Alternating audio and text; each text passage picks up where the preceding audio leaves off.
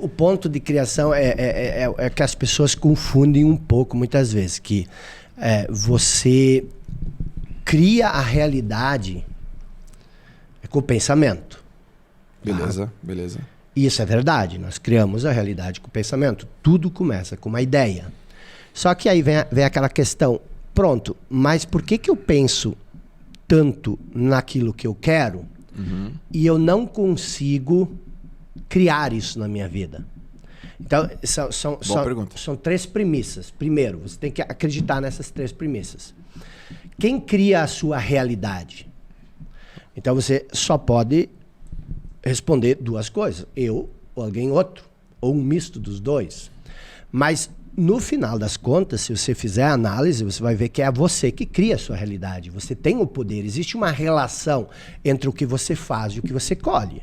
Tá bom. Por mais que tenham coisas acidentais na sua vida, coisas que você não opta, que você não escolhe, que são coisas que acontecem, a escolha sobre o que você vai fazer com isso que acontece para você ainda vai ser sua. É aquela famosa colocação do filósofo francês Jean-Paul Sartre. O homem não é aquilo que acontece com ele, mas aquilo que ele faz com o que acontece. Então não importa como você nasceu, o lugar onde você nasceu, a educação que você teve, os abusos que você sofreu na infância. Isso tudo é importante, deixa cicatrizes, mas a responsabilidade sobre como você vai lidar com isso vai ser sua. Então tu não pode usar isso como justificativa pela tua infelicidade, pelo teu fracasso naquilo que você deseja na vida. Por quê? Porque você tem opções, você tem escolha, por mais dolorido e marcante que isso seja. Então esse é o primeiro ponto. Você cria a sua realidade. Okay. É você. Aí o segundo ponto que você tem que se perguntar, ok, se eu crio a minha realidade, como eu crio ela? A segunda premissa, eu crio a minha realidade com o meu pensamento.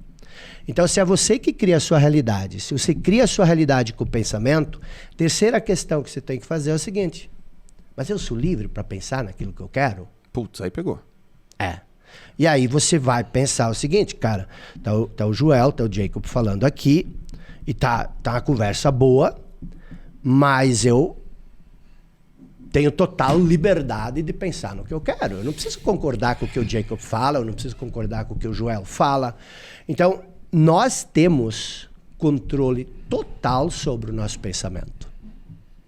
Viktor Frankl, ele estava numa cela, num campo de concentração nazista, um espaço que caberia 15 pessoas, tinha 100 e poucas pessoas, muitas nuas, e ele olhou, e ele era um psiquiatra, e ele era da linha determinista, Freud, e aí ele teve um insight ali.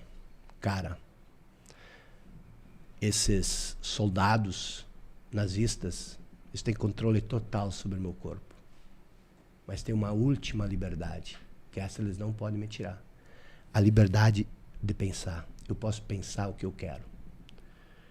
E aí ele começou a se ver, a se imaginar, porque imagina, ele estava 2 anos num campo de concentração nesse estado.